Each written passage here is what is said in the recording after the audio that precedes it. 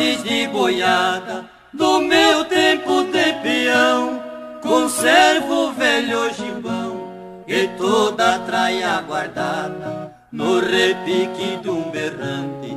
Já fui peão caprichoso, destemido e corajoso, ao lado de uma pionada.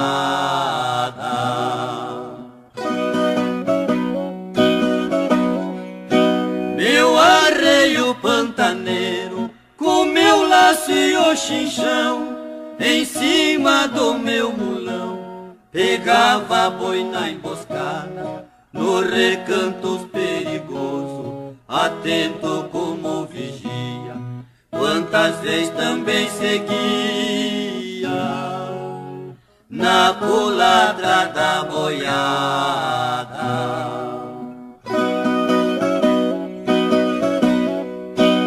Recordo meus companheiros daquela lida bravia, dos transportes que eu fazia, das bandas do Araguaia, pegando boi barbatão com arrojada destreza.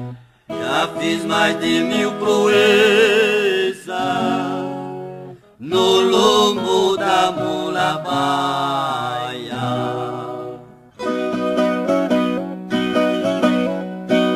Parece que estou vendo o cair das tardezinhas, pedaços da vida minha, hoje vivo a recordar das madrugadas cheirosas, no início das jornadas, o grito da peonada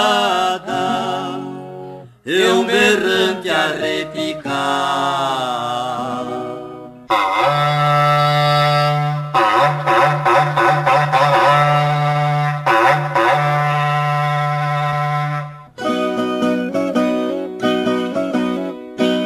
Ganhei por recordação um lenço branco bordado de quem já fui adorado lá nas terras paraguaias. Assim fiquei conhecido em todo o chão brasileiro como o rei dos estradeiros,